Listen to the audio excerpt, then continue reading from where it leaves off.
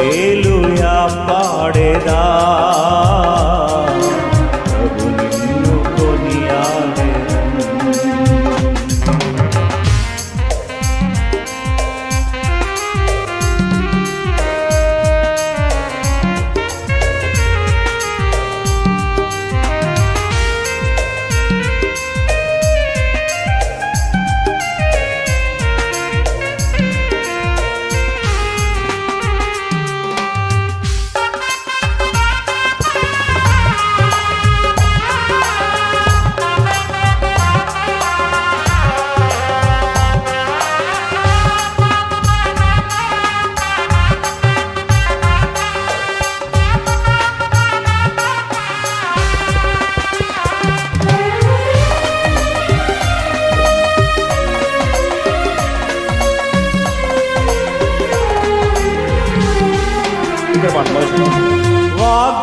వాగ్దానములనిచ్చి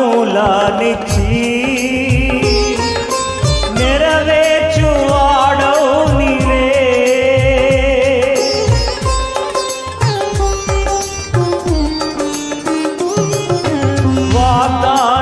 వాగ్దానములనిచ్చి నెరవేర్చువాడవు నీవే,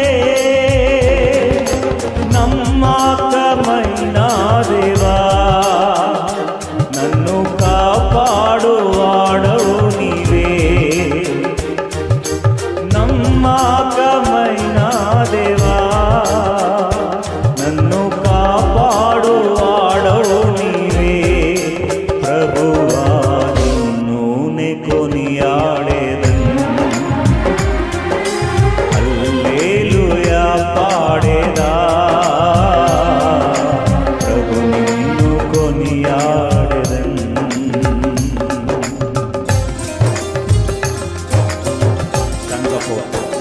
పరిస్థితులు బట్టి భయపడిపోతున్నావా? ఎంతవరకు సహాయపడి ఎన్నిసార్లు దేవుని మర్చిపోయినావా? ఆలోచన తీసుకోవాలి. వాళ్ళు దిగిన పాడు, వాళ్ళు రక్షణ గురించి సునాలు తీసుకోవడానికి.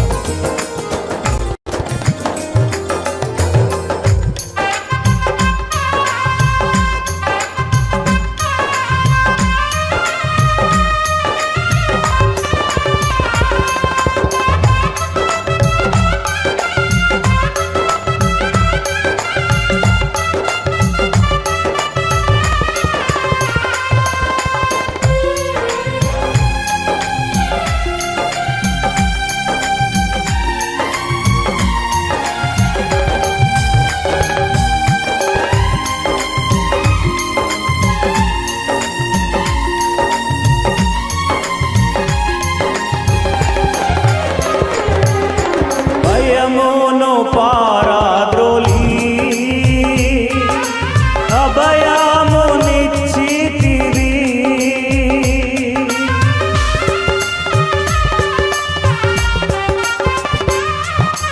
భయమును పారద్రోలి అభయమునిచ్చితివి, ఎబెనెజరు నీవై ప్రభు నన్ను సంరక్షించుచుంటివి, ఎబెనెజరు నీవై ప్రభు నన్ను సంరక్షించుచుంటివి, ప్రభువా నిన్ను నే కొనియాడెదను. హల్లెలూయా పాడేదా, ప్రభు నిన్ను కొనియాడెదను.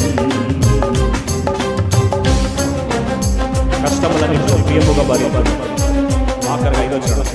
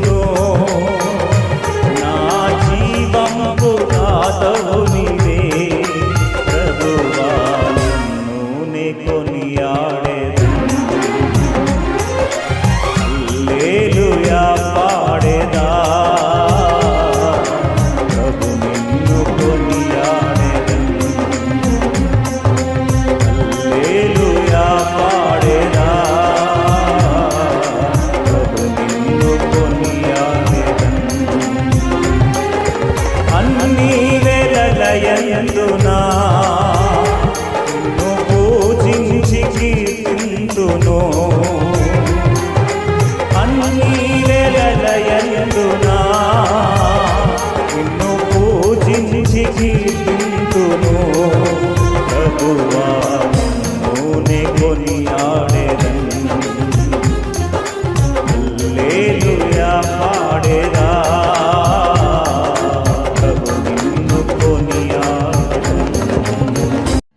నా స్తుతికి కారణభూతుడవు దేవా, మౌనముగా ఉండకుము. 4వ వచనంలో అయితే నేను మానక ప్రార్థన చేయుచున్నాను అన్నాడు. తర్వాత 24వ వచనంలోకి వచ్చినప్పటికీ ఉపవాసం చేస్తున్నాను అన్నాడు. ఇంకొక మాట మోకాళ్ళ ప్రార్థన చేస్తూ ఉన్నాను అన్నాడు. ఒకటి ప్రార్థన చేస్తున్నాడు, ఉపవాస ప్రార్థన చేస్తున్నాడు, మోకాళ్ళ ప్రార్థన చేస్తున్నాడు. చివరిగా తన నోటితో 30వ వచనంలో మెండుగా, ఎలా అండి, మెండుగా అంటే ఎక్కువగా నా నోటితో నీకు కృతజ్ఞతాస్థుతులు చెల్లించేదను అన్నాడు. అనేకుల మధ్య నేను ఆయన్ని స్తుతిస్తాను అంటున్నాడు. ఎందుకో ఈ కీర్తన దేవా నా శత్రువుని శిక్షించు అని ప్రార్థన చేశాడు. ఇక్కడ మన శత్రువుని శిక్షించడానికి లేదు. కొత్త నిబంధన గ్రంథానికి వచ్చినప్పటికీ వారినే ప్రేమించమంటాడు. విచిత్రం కదండి. శత్రువును ప్రేమించమంటాడు. లోకాసు వార్త 6:36 వచనం అంతా ఇదే. మీరు మిమ్మల్ని ప్రేమించే వాళ్ళని ప్రేమిస్తే గొప్పతనం ఏముంది? మిమ్మల్ని ద్వేషించే వారిని ప్రేమించొద్దు అంటాడు. సరే, ఈ కీర్తన అంతా అయిపోయిన తర్వాత కొన్ని వచనాలు మనం కృత నిబంధనకి వెళ్ళి తీసుకుందాం. దేవా శత్రువుని శిక్షించు. నువ్వు వాడికి ఎలా చేయాలో తెలుసా? 8వ వచనం నుంచి ఉంటుంది ఈ మాట. వాని ప్రార్థన పాపమగును గాక, వాని జీవిత దినములు కొద్దివగును గాక, వాని ఉద్యోగం వేరొకడు, అనగా దాని అర్థం ఏంటంటే ఉద్యోగం ఊడిపోవును గాక, వాని బిడ్డలు తండ్రి లేని వారు అవుతారు, అంటే వాడు చచ్చిపోవాలని. అది వాని భార్య విధవరాలగును గాక. మన ఎవరన్నా దెబ్బలాడుకుంటారు కదండి, ఇలాగే ఉంటాయి మాటలు. తనని తిడతారు. ఏమని తిడతారు తెలుసా? ఒక మాట మరో విధంగా అనుకోకండి, నీ పెళ్ళం ఉండబోయా అంటారు. అంటే తన అర్థం ఏంటి? వాడే చచ్చిపోవాలని, ఇండైరెక్ట్గా. అంటే తన మనసులో ఎంత బాధ ఉంటే ఆ మాట వస్తుంది. అలాగే వాని బిడ్డలు దేశ దిమ్మర్లే భిక్షమెత్తుదురుగాక, పాడుపడిన తమ ఇండ్లకు దూరంగా జీవనం వెతుకుదురుగాక, వాని ఆస్తంతా పోయి అప్పులు పాలైపోయి వారి ఆస్తంతా వేరొకరు ఆక్రమించుదురుగాక, వారి కష్టార్జితం పరులు దోచుకుందురుగాక, వాని కృప చూపు వారు లేకపోదురుగాక.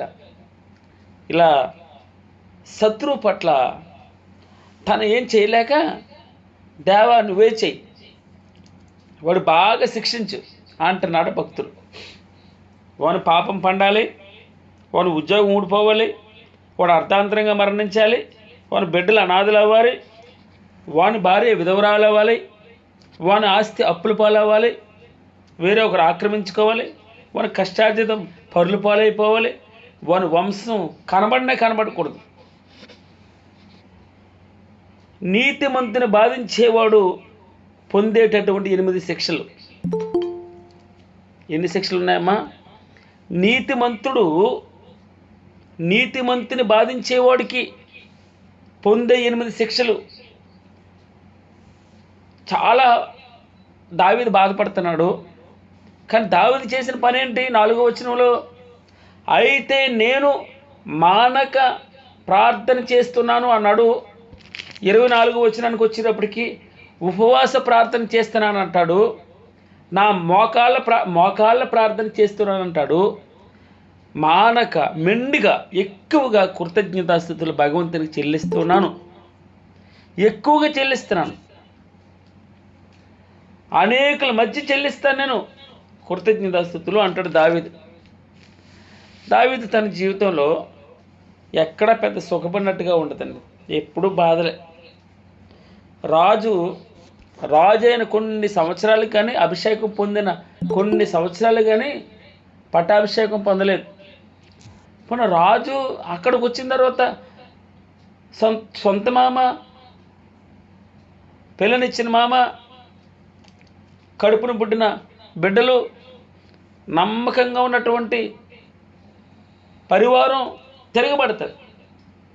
ఒక్కడే బయటకు వస్తాడండి, కట్టుబట్టలతో బయటకు వచ్చేస్తాడు. రాజు ఏంటి కట్టుబట్టలతో రావడం ఏంటి? ఎవడో పనికి మాలినవాడు షిమి, వాడు ఇష్టం వచ్చినట్టు బూతులు తిడతాడు. ఇలాగా ఆరాళ్ళంపడ, గుట్లంపడ, అడవులంపడ మనం ఆ చరిత్ర చదువుతుంటే మనకు అర్థమవుతుంది దావీదు ఎలా తను బాధపడ్డాడు. ఆయన 109వ కీర్తన 1వ వచనంలో అంటాడు, నా స్తుతికి కారణభూతుడు ఒక దేవ. మనం స్తుతి చెల్లించేటప్పుడు స్తోత్రం స్తోత్రం స్తోత్రం అనొచ్చు, కానీ దానికి ఒక కారణం ఉండాలి.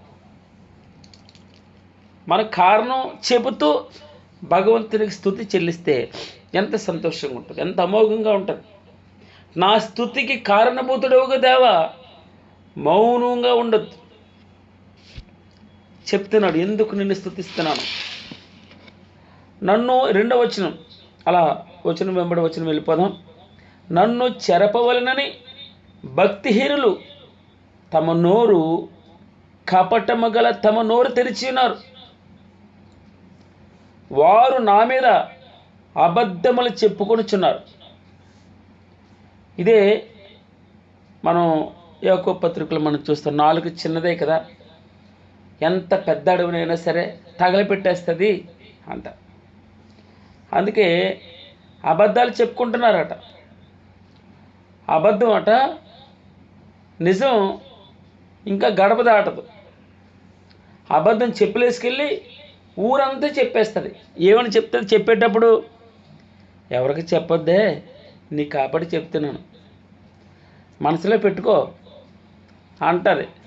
ఈమెల్లి వేరే వారికి అదే మాట చెప్తుంది, ఎవరికి చెప్పకే, మనసులో పెట్టుకో. నిజం గుమ్మం దాటదట, అబద్ధం ఊరంతా తిరిగి వచ్చేద్దట. ఇంకా చెప్పులేసుకుంటుంది నిజం. ఈ లోపల వచ్చేస్తారు అందరూ, ఏమైంది ఏంటి ఇలాగంట కదా అని. అదేంటి అనుకుంటుంది. అంటే అబద్ధం అప్పటికే ఊరంతా చాటింపేసేసింది. కపటం గల తమ నోరు తెరుస్తున్నారట. వారు నా మీద అబద్ధములు చెప్పుకొనిచున్నారు. నన్ను చుట్టుకుని నా మీద ద్వేషపు మాటలాడుచున్నారు. నిర్నిమిత్తముగా, అసలు కారణం ఏముండదండి, నాతో పోరాడుచున్నారు. మన జీవితాల్లో భగవంతుడు లేకపోతే మనం ఏమైపోతామో. ఏ రోజుకి ఆ రోజు ఏమండి నేను కృతజ్ఞుడినై ఉన్నాను, ఇది నా దేవుడు చేసిందే. జ్వరం తగ్గిందా? ఆయన చేసిన ఉపకారమే. జలుబులు తగ్గుతున్నాయా? ఒళ్ళు నొప్పులు తగ్గుతున్నాయా? మా పెద్దవాడికి ఇలా పట్టేసింది మెడ, భయం వేసింది నాకు. ఆ మరుసటి రోజు తగ్గింది, సంతోషం అనిపించింది. దేవునికి కృతజ్ఞతాస్తుతులు చెల్లిస్తాం. Thank you lord. నీ సహాయం లేకపోతే ప్రతి చిన్న దాంట్లో నమ్మకంగా ఆయనకి కృతజ్ఞతలు చెల్లించుకుంటూ వెళ్ళిపోవాలి. నేను చూపిన ప్రేమకు ప్రతిగా వారు నా మీద పగబట్టి ఉన్నారు. చూడండి, ఇది దావీదు యొక్క బాధ. నేను ఎంతో ప్రేమిస్తున్నాను వారిని, ద్వేషించట్లేదు రాజుని, అయినా వారిని నాతో సమానంగా ప్రేమిస్తున్నాను. ప్రతిగా వారు నా మీద పగబట్టి ఉన్నారు. అకారణంగా కారణం ఉండదు. నేను చేసిన మేలునకు ప్రతిగా కీడు చేయుచున్నారు. నేను చూపిన ప్రేమకు ప్రతిగా నా మీద ద్వేషముంచుచున్నారు. ఎంతో మేలు చేస్తున్నాడు వాడికి, నా మీద పగబట్టేస్తున్నాడు అకారణంగా, నిర్నిమిత్తంగా. అసలు కారణం ఉండలేదు ఎందుకు నా మీద పగబడుతున్నాడు. నేను చేసిన మేలునకు ప్రతిగా కీడు చేస్తున్నాడట, ద్వేషిస్తున్నాడు. ఇక్కడ వరకు తన బాధ చెప్తాడు. ఇప్పుడు అయితే నేను మానక ప్రార్థన చేయుచున్నాను అన్నాడు. ఆ ప్రార్థనలో ప్రభువు దగ్గర ప్రార్థన చేస్తున్నాడు. అయ్యా, నా శత్రువుని నీ చేతికి చెప్తున్నాను, నువ్వేమైనా చెయ్యి. కానీ ప్రార్థన చేసేటప్పుడు భగవంతునికి ఒక సూచన చెప్తున్నాడు. నీతిమంతుడికి శిక్షిస్తే వాడికి ఇలా బాధించు అంటున్నాడు. నీతిమంతుని మీద అకారణంగా వేస్తే మనం కూడా అంటాం. నిన్న వాక్యం చెప్తూ రాత్రి వాక్యం చెప్తూ ఒక మాట అన్నాను. ఎవడైనా భార్యాభర్తలని విడాకులు అంటారే, విడదీస్తారే, ఆ సంతకం పెట్టడానికి వెళ్తాడు కదా వాడికి తప్పకుండా పెరాలసిస్ వస్తుంది అన్నాను. అంటే దేవుని సన్నిధిలో అలా మాట్లాడకూడదు, కానీ దేవుడు కలిపినటువంటి వాడిని ఎవడెవడికి అధికారం లేదు విడదకొట్టడానికి. ఇది ఆ సందర్భాన్ని బట్టి వాడు నిజంగా శిక్ష అనుభవిస్తాడు. నేను చూశానండి, ఒక ఆయన పెద్ద ఆయన ముందు మీకు ఇద్దరికి కుదరదు, ఇంకా విడాకులు తీసేసుకోండి అతనే ముందు చెప్పేసేవాడు. వాడికి 10వ పరకో ఇస్తారు, వారు 100 రూపాయలు, వీరు 100 రూపాయలు ఇస్తారు వెళ్ళిపోయేటప్పుడు. ఈ సందర్భాన్ని బట్టి వాడు 200 రూపాయల గురించి ఆశించి ఇంక మీకు పొసగదు అమ్మ, ఎందుకు పొసగదు, సరిది చెప్తే పొసగదు అమ్మ, ఇన్ని పొరపాట్లు సర్దుకో బాబు, నీ పొరపాట్లు ఇవి సర్దుకో, సమర్థించుకోండి. ఒక్కసారి ప్రదానం చేయబడిన తర్వాత దిద్దుకో అన్నాడు. కరెక్ట్ చేసుకో, నీ కుటుంబం నీ చేతుల్లోనుంది, లేదా సర్దుకుని వెళ్ళిపో.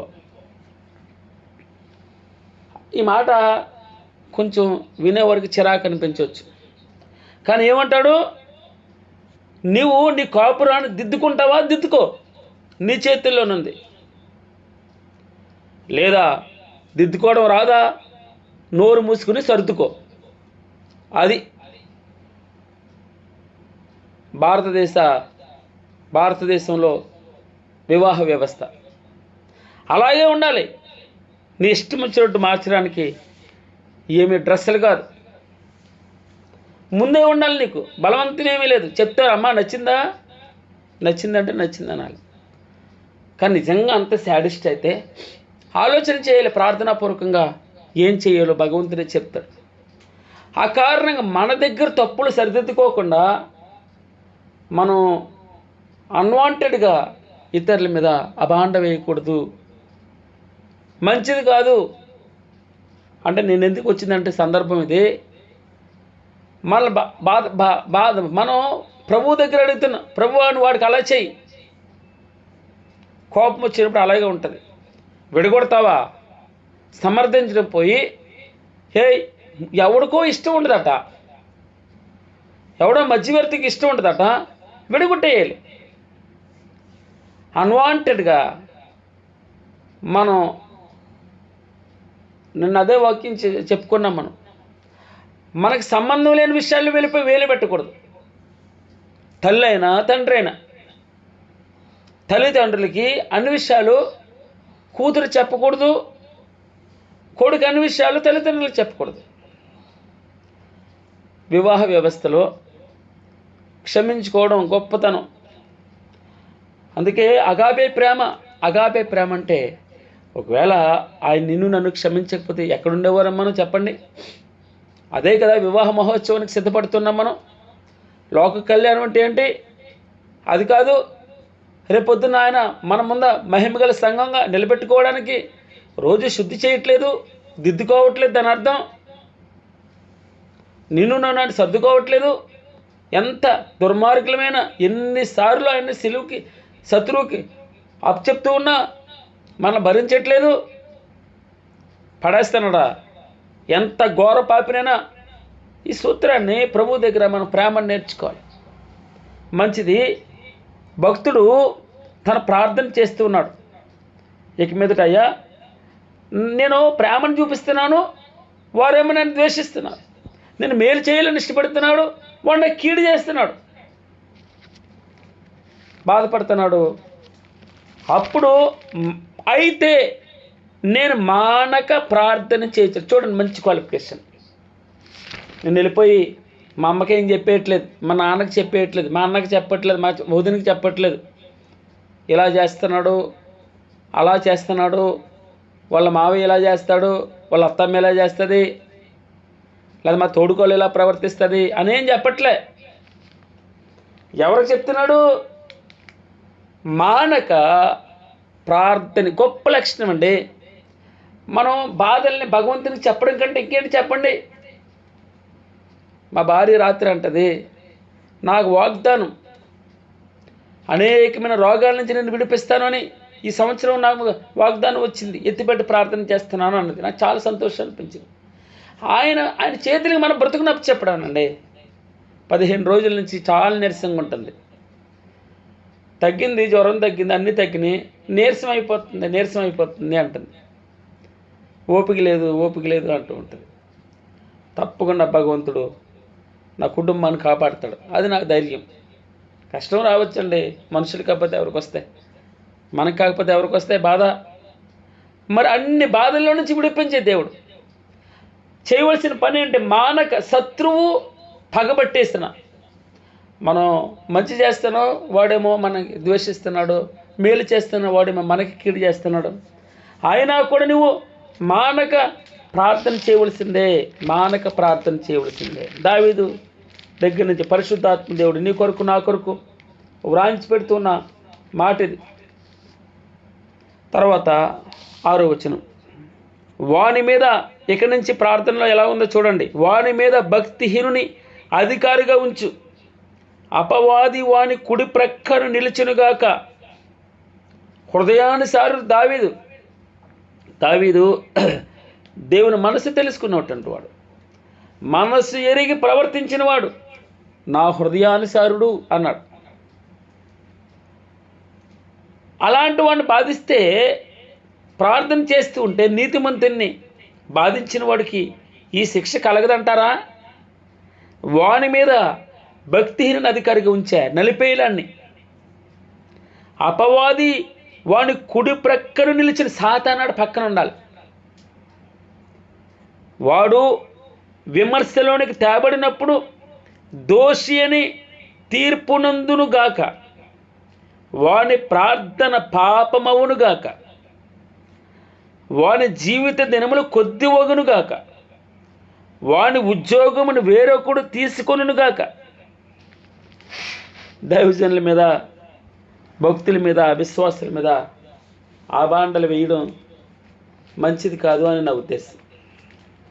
ఒకవేళ ఏమో మనం ఆయన్ని, నీతిమంతుణ్ణి ద్వేషిస్తే, నీతిమంతుడు మనకు మేలు చేస్తే తన కొరకు మనం ప్రార్థించడం మానేసి వాడి కీడు చేస్తూ ఉంటే, మంచి చేసేవాడికి మనం ద్వేషిస్తూ ఉంటే శిక్ష, ఇలాంటి శిక్షలు రావచ్చేమో.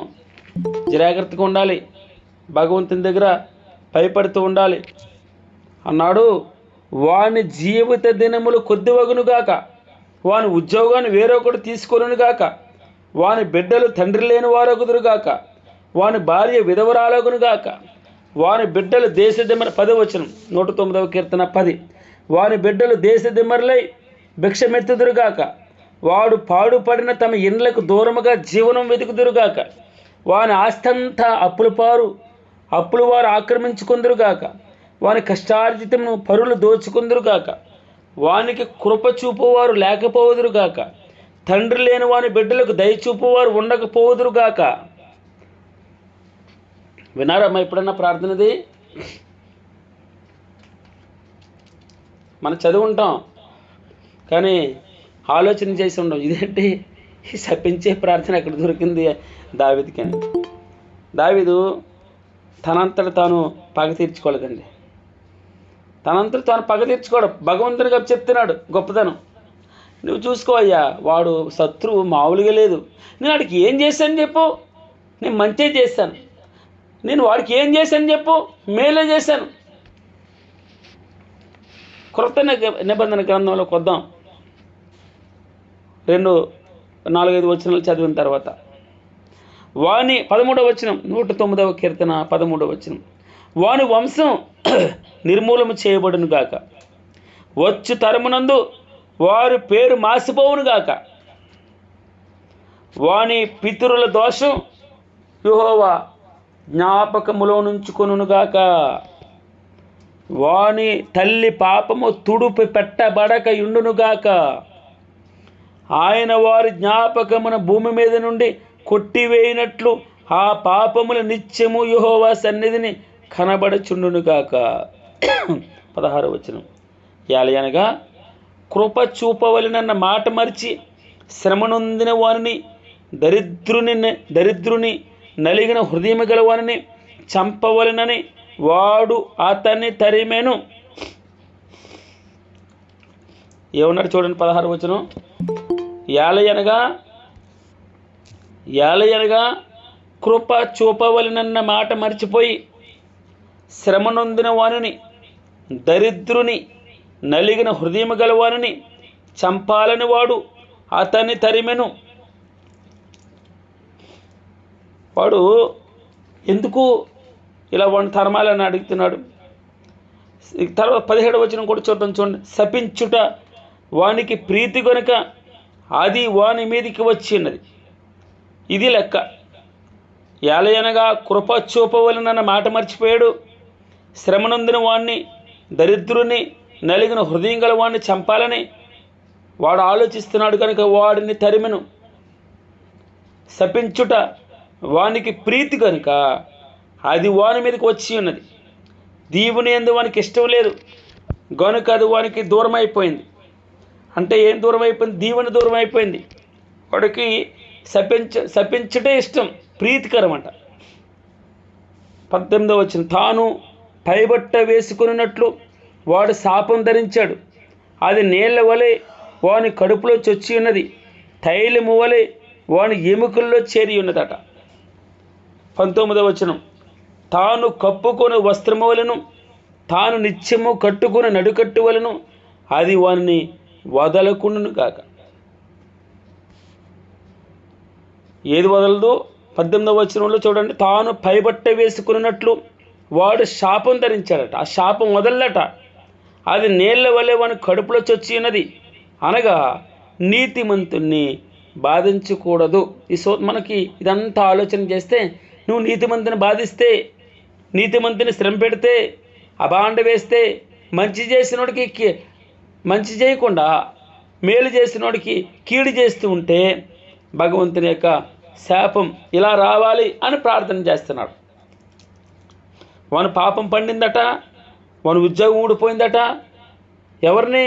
నీతిమంతుని శిక్షించిన వాడు అర్ధాంతరంగా చచ్చిపోతాడట, వాని బిడ్డలు అనాథలైపోతారట, వాని భార్య విధవరాలు అవుతుందట, వాని ఆస్తి పరులు ఆక్రమించేసుకుంటారట, వాని కష్టార్జితం పరులు పాలవుతుందట, ఎవరో తింటారట, వీడు కష్టపడాలి, వేరే వారు అనుభవించాలి, వాని వంశం నిర్మూలమవుతుందట. ఇది నీతిమంతుని శపిస్తే, నీతిమంతుని బాధిస్తే. నా విరోధులకు, నా ప్రాణమునకు విరోధముగా మాట్లాడు వారికి ఇదే యెహోవా వలన కలుగు ప్రతీకారం. నేను ప్రతీకారం చేయనని, నేను చంపను, నేను తిట్టను, నువ్వే చెయ్యి, నువ్వే పగ తీర్చు, నువ్వే యుద్ధం చేయి. తను ప్రార్థన చేస్తూ ఉంటాడు, నువ్వు యుద్ధం చేయాలయ్యా, నా పక్షాన నువ్వు చెయ్యి యుద్ధం, నా వల్ల కాదు. చిన్నవాడే యెహోవా నామం పేరిట ఎలుగుబంటిని చీల్చాడు, సింహం నోరుని పెకిలించేశాడు ఒట్టి చేతులతో. గొల్యాతు పెద్ద కొండ, మామూలుగా లేదు, అందరికీ హడలెత్తిపోతుంది. కానీ దావీదు యెహోవా నామం పేరట వస్తున్నాడు. ఆయన చెప్పి వెళ్తాడు, యుద్ధం చేయమంటావా, యుద్ధం చేయొద్దా, యుద్ధం చేయొద్దైతే వెళ్ళను, యుద్ధం చేయాలా అయితే వెళ్తాను, యుద్ధం యెహోవాదే. రాజు ప్రార్థన ఎడతెగ ప్రార్థన చేస్తున్నాడు. ఇప్పుడు మనం చూడబోతున్నాం మాట 21వ మాట, యెహోవా ప్రభువా నీ నామమును బట్టి నాకు సహాయం చేయి, నీ కృప ఉత్తమమైనది గనుక నన్ను విడిపింపుము. నేను మనం చూసాం, ఆయన కృప ఆకాశమంత ఎత్తుగా ఉందట. ఎంత ఉందమ్మా? ఆకాశమంత ఎత్తుగా ఉందట. ఆయన కృప మన ఏడల 117 చెప్తాడు, హెచ్చుగా ఉందట, హెచ్చుగా, ఎక్కువగా. నా విరోధులకు, నా ప్రాణమునకు విరోధముగా మాట్లాడే వారికి, నీతిమంతుని మీద ఎదురుగా మాట్లాడే వారికి యెహోవా వలన కలుగు ప్రతీకారం అన్నాడు. మనం చదివాం 6వ వచనం నుంచి 19వ వచనం వరకు, ఒక మాట కాదు. 21వ వచనంలో 109వ కీర్తన, యెహోవా ప్రభువా నీ నామమును బట్టి నాకు సహాయం చేయి, యెహోవా నా ప్రభువా నీ నామమును బట్టి నాకు సహాయం చేయము, నీ కృప ఉత్తమమైనది కనుక నన్ను విడిపించయ్యా. నేను దేన దరిద్రుడను, నా హృదయం నాలో గొచ్చబడి ఉన్నది. మామూలు వేదన కాదు, గుండె పగిలిపోదు. మేలు చేసిన వాడు కీడు చేస్తూ ఉంటే గుండె పగిలిపోదా? తన కొడుకే తన మీద తిరగబడిపోతే, తన పక్కన ఉన్నవాడే తన మీద తిరగబడిపోతే గుండె పగిలిపోదు. వెన్నుపోటు భరించలేరు.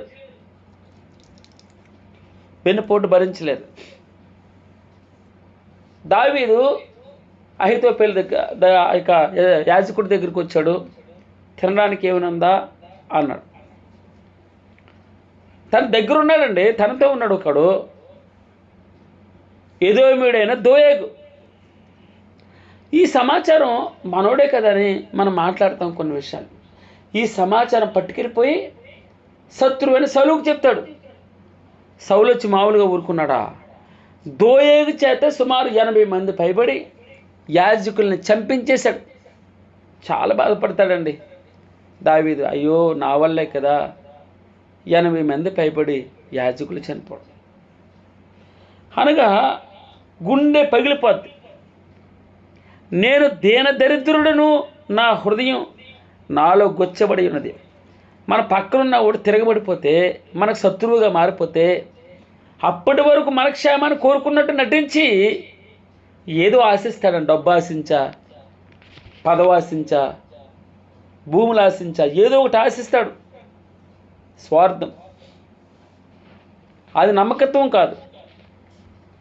23వ వచనంలో, సాగిపోయిన నేడవలే నేను క్షీణించినాను, మిడతలను పారదోలినట్లు నన్ను పారదోలుతురు. నేను మిడతనైపోయాను. అలాగా ఎక్కడెక్కడెక్కడో తిరుగుతూ ఉన్నాను, ఈ గుహల్లో ఉన్నాను. రాజు అంతఃపురాన్ని విడిచిపెట్టాను, మంచిది. అయినా కూడా ప్రభువా 24వ వచనంలో, ఉపవాసము చేత. 24వ వచనంలో ఏం చేస్తున్నాడమ్మా? మనం ఇప్పుడే చూసాం. 20వ వచనంలో, నేను ఆయనను ప్రార్థన చేయటం మానట్లేదు అన్నాడు. 4వ వచనంలో, అయితే నేను మానక ప్రార్థన చేయుచున్నాను అన్నాడు. ఇక్కడ ఉపవాసం చేత. 2, నా మోకాళ్ళు బలహీనమైన, నా శరీరం పుష్టి తగ్గి చిక్కిపోయింది. వారు నిందలకు నేను ఆస్పదుడనైతే, వారు నన్ను చూచి తలలు ఊచెదరు. ఈ మాట మనం ఎక్కడ చూస్తాం? మెస్సయ్య యేసుక్రీస్తు వారు సిలువలో ఉన్నప్పుడు తలలు ఊచుతున్నారట, తలలు ఊపుతూ ఉన్నారు. 3 రోజుల్లో దేవాలయాన్ని పడగొట్టి కట్టువాడా, నీకు నువ్వే ఇంకొకటి దొంగోడు వచ్చి నీకు నువ్వు రక్షించుకో, మమ్మల్ని కూడా రక్షించి ఎగతాళి చేస్తున్నాడు. నువ్వు నిజంగా రక్షకుడు అయితే, దేవుడు అయితే నిన్ను నీవు రక్షించుకో, మమ్మల్ని కూడా రక్షించు. వారి నిందలకు నేను ఆస్పదుడినైతిని, వారు నన్ను చూచి తమ తలలు ఊచెదరు. యెహోవా నా దేవా, ఇది నీ చేత జరిగినదనియు, యెహోవావైనా నీవే దీన్ని చేసితివనియు వారికి తెలియనట్లు నాకు సహాయం చేయ. అది ప్రభువా, నీ గొప్పతనాన్ని చూపించు. అయ్యో, ఇతని పక్షాన దేవుడే పోరాడుతున్నాడు అని వారు తెలుసుకోవాలి. అలా నాకు సహాయం చేయి, నీ కృపను బట్టి నన్ను రక్షించు. 27వ వచనం, నాకు సహాయం చేయము, నీ కృపను బట్టి నన్ను రక్షింపము. 28, వారు శపించుచున్నారు కానీ నీవు దీవించినవు. ఎవడెవడు శపిస్తే నాకేంటయ్యా? ఎవడెవడు నా మీద పగబడితే ఏంటి, కక్ష కడితే ఏంటి, రోగమైతే ఏంటి, ఇరుకైతే ఏంటి, బాధ అయితే ఏంటి? నీవు నన్ను దీవిస్తున్నావు. వారు లేచి అవమానం పొందెదరు కానీ నీ సేవకుడు ప్రభువా సంతోషిస్తాడు. నాకు అలవాటైపోయింది ప్రభువా ఈ బాధలో. చివరిగా నాకు తెలుసు, నువ్వు నన్ను జ్ఞాపకం చేసుకుంటావు, నన్ను బాధ పెట్టేవాడు, నన్ను విడిపిస్తావు. వారే శపించబడతారు, వారు అవమానం పొందుతారు, నీ సేవకుడు సంతోషిస్తాడు. 29వ వచనం, నా విరోధులు అవమానం ధరించుకుందరు కాక, తమ సిగ్గునే నిలువుటంగీల వలె కప్పుకుందరు కాక. 30వ వచనం, నా నోటితో నేను యెహోవాకు కృతజ్ఞతాస్తుతులు మెండుగా చెల్లించెదను. అనేకుల మధ్యను నేను ఆయనను స్తుతించెదను. దరిద్రుని ప్రాణమును విమర్శకు లోపరుచు వారి చేతిలో నుండి అతని రక్షించుటకే యెహోవా అతని కుడి ప్రక్కన నిలుచుచున్నాడు. గొప్ప మాట. దీన్ని బట్టి మనం ప్రార్థన చేద్దాం, స్తుతిద్దాం. ఏమన్నాడమ్మా చివరిగా? దరిద్రుని ప్రాణమును విమర్శకు లోపరిచే వారి చేతిలో నుండి అతని రక్షించుటకే యెహోవా అతని కుడి ప్రక్కను నిలుచుచున్నాడు. అనేకమైన వాక్యలేఖన భాగాలు మనం చూసాం. తను మానక ప్రార్థన చేస్తున్నాడు, 2 ఉపవాస ప్రార్థన చేస్తున్నాడు, మోకాళ్ళ ప్రార్థన చేస్తున్నాడు. తద్వారా మొట్టమొదటి వచనం చూడండి, నా స్తుతికి కారణభూతుడు వగుదావా. చివరి వచనం చూడండి, నా నోటితో నేను యెహోవాకు కృతజ్ఞతాస్తుతులు మెండుగా చెల్లించేదని, అనేకుల మధ్యను నేను ఆయన్ను స్తుతిస్తాను. దరిద్రుని ప్రాణమును విమర్శకు లోపరుచు వారి చేతిలో నుండి అతని రక్షించుటకే యెహోవా అతని కుడి ప్రక్కన నిలుచుచున్నాడు. చాలు ప్రభా, నీవు ఉంటే చాలు తండ్రి. ఇంతమంది శత్రువులు, వారు నేనేం చేస్తున్నాను? మేలు చేస్తున్నాను, నేను ప్రేమ చూపిస్తున్నాను, మేలుకు ప్రతిగా కీడు చేస్తున్నారు, ప్రేమకు ప్రతిగా ద్వేషిస్తున్నారు. నా శత్రువు, నా పక్కన ఉన్నవాడు శత్రువు అయిపోయాడు, నా ఇంట్లో ఉన్నవాడు శత్రువు అయిపోయాడు, బాధించేవారు అధికమైపోయారు, తిరుగులాడుతున్నాను, దేన దరిద్రుడని అయిపోయాను అన్నాడు. ఏమన్నాడమ్మా? నేను దేన దరిద్రుడను, నిందలకు నేను ఆస్పదుడిని అయిపోయాను. వారు నన్ను చూచి తలలాడిస్తూ ఉన్నారు. యెహోవా నా దేవా, ఇది నీ చేత జరిగినదని, యెహోవా పైన నీవే దీన్ని చేశావని వారికి తెలియాలయ్యా. అందుకే నన్ను సహాయం చేయి. నా కృపను బట్టి, నీ కృపను బట్టి నన్ను రక్షించు. వారు శపిస్తూ ఉన్నారు కానీ నువ్వు దీవిస్తావు ప్రభా. చాలు తండ్రి. సరే, కొత్త నిబంధన గ్రంథంలో ఒక మాట చూసి మనం ప్రార్థనలోకి వెళ్దాం. రోమీలకు రాసిన పత్రిక 8వ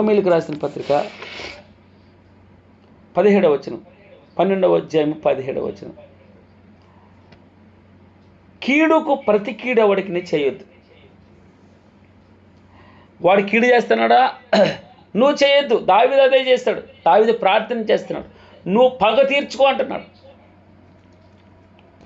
నీతిమంతుని బాధించేవాడికి ఇలా శిక్షలు నువ్వేయి, అవును గాక అంటే నువ్వు చేస్తే అవుతుంది. అది నేను చేస్తాను అనట్లేదు. కీడుకు ప్రతిగా చేయొద్దు. మనుషులందరి దృష్టికి యోగ్యమైన వాటిని గురించి ఆలోచన కలిగి ఉండి, సఖ్యమైతే నీ చేతనైనంత మట్టుకి సమస్త మనుషులతో సమాధానంగా ఉండండి. ప్రియులారా, మీకు మీరే పగ తీర్చుకొనక దేవుని ఉగ్రతకు చోటియుడి. దేవునికి ప్రార్థన చేయండి, ఆయనే చూసుకుంటాడు. నువ్వు శపించమని ఏం చేయొద్దు. ప్రభువా ఇలాగుంది నా సిచ్యువేషన్, నువ్వు చెప్పు, మిగిలిన ఆయన తీసుకుంటాడు. ఏం చేయాలో ఆయనకు తెలుసు. ప్రియులారా, మీకు మీరే పగ తీర్చుకొనక దేవుని ఉగ్రతకు చోటియుడి. పగ తీర్చుట నా పని. రోమిలకు రాసిన పత్రిక 12వ అధ్యాయము 19వ వచనం. ప్రియులారా, మీకు మీరే పగ తీర్చుకొనక దేవుని ఉగ్రతకు చోటియుడి. పగ తీర్చుట నా పని, నేనే ప్రతిఫలమునిత్తునని ప్రభువు చెప్పుచున్నాడని వ్రాయబడి ఉన్నది. వాక్యాన్ని రెఫరెన్స్ కోట్ చేస్తున్నాడు, వాక్యాన్ని కోట్ చేస్తూ ఉన్నాడు. పగ తీర్చుట నా పని. అందుకే నీ యజమానురాలు, నీ ఆఫీసర్ నిన్ను బాధ పెడుతున్నాడా, ఓర్చుకో ఓర్చుకో ఓర్చుకో అన్నాడు భగవంతుడు. పగ తీర్చుట నా పని, దేవుని ఉగ్రతకు చోటియండి. నీ ఇష్టం వచ్చినట్టు నువ్వు వెళ్ళి ప్రలాపన చేయకు. మళ్ళీ ఆ మొగుటంటే నువ్వు రెండు అనుకో, నీ బతికేంటి అనుకో. అధికారిని నువ్వు కేకలేసావా, నీ మీద నెగిటివ్ అయి ఉంటుంది. అది తప్పకుండా పై ఆఫీసర్కి చెప్తుంది. అప్పుడు నీకు రావాల్సిన ప్రమోషన్ రాదు. ఓర్చుకో అన్నాడు భక్తుడు. అంటాడు పేతురు భక్తుడు, దుష్టులైనటువంటి అధికారులకి మీరు లోబడి ఉండాలి. వాడంతా నిన్ను పగబట్టేసిన శత్రువులా చూస్తూ ఉన్నా, నువ్వు చేయవలసిన పని అంటే, నువ్వు చేయవలసిన పని లోబడి ఉండాలి. తన మాట, అతను అధికారిగా నియమించాడండి దేవుడు నీకు. నీ అధికారి అతను చెప్పిన మాట విను. ఒక గంట ఓటీ చేయమన్నాడు, చెయ్యి. ఈ అసైన్మెంట్ అయ్యి వరకు వెళ్ళొద్దనడా, ఉండు, ఇంకొంచెం చెయ్యి. మనల్ని మన శత్రువు బాధ పెడుతూ ఉంటే ఒక ఉపమానం చెప్తాడు. మన నీరు, మా చేలో ఉన్నటువంటి నీరు వేరే వాళ్ళు దొంగిలిస్తూ ఉన్నారు. అప్పుడు ఆ భక్తుడు ఏం సమాధానం చెప్తాడంటే, మొట్టమొదట నీ పొరుగు వాని చేనికి నీరు పెట్టు, అప్పుడు వాడు దొంగిలించడానికి అవకాశం ఉండదు. దాని అర్థం ఏంటంటే, నువ్వు వాడిని ప్రేమించు, నీకు కలిగి ఉన్నది. వాడు శపిస్తున్నాడా, నువ్వు ఇంకా ప్రేమించు. అందుకే 20వ వచనంలో, కాబట్టి నీ శత్రువు ఆకలిగుని ఉంటే అతనికి భోజనం పెట్టమన్నాడు, దప్పుకొని ఉంటే దాహమున కిమ్ము. అలాగున చేయటం వలన నువ్వు కీడుకి మంచి చేయి. కీడు చేస్తున్నాడా, నువ్వు మేలు చేయి. ద్వేషిస్తున్నాడా, నువ్వు ప్రేమించు. అప్పుడు అతని తల మీద నీవు నిప్పులు కుప్పలుగా పోయదు. ప్రేమ చేత పగ తీర్చుకో అన్నాడు. ప్రేమ చేత ప్రేమించి పగ తీర్చుకో. సిగ్గుపడతాడు. కీడు వలన జయింపబడినది మేలు వలన జయించవచ్చు అన్నాడు భగవంతుడు. అదే రాసిన 21వ వచనంలో, రోమిలకు రాసిన పత్రిక 12:21లో ఏమన్నాడు, కీడు వలన జయింపబడక మేలు చేత కీడును జయించు. బా, ఎంత అద్భుతమైన మరణం అండి. కీడు చేత జయించలేవు. ఆమె ఒకటంటే రెండు అంటావు నువ్వు. మీ కోడలు ఒక మాట అంటది, నువ్వు రెండు మాటలు అనకు. అత్తగారుగా అత్తగారు ఒక మాట అంటే కోడలు 4 మాటలు అనకూడదు. ఎంత శపిస్తే అంత దీవించు. అదిగా అంటాడు, రోమిలికి రాసిన పత్రిక 12వ అధ్యాయంలో 14వ వచనం చూడండి. మిమ్మల్ని హింసించే వారిని దీవించుడి కానీ శపించొద్దు. ఏమన్నాడమ్మా? మిమ్మును హింసించు వారిని దీవించుడు కానీ శపించడానికి వీల్లేదు. నువ్వు శపిస్తే ఆయన ఒక్కరికి చోటు ఎక్కడిచ్చావు? నువ్వు పగ తీర్చుకోవడానికి నాకు చోటు ఇయ్యి, నేను చూసుకుంటాను. మంచి చెడు నువ్వు నాకు ప్రార్థన చేయి, ఉపవాస ప్రార్థన చేయి. మూడవది ఏమన్నాడమ్మా?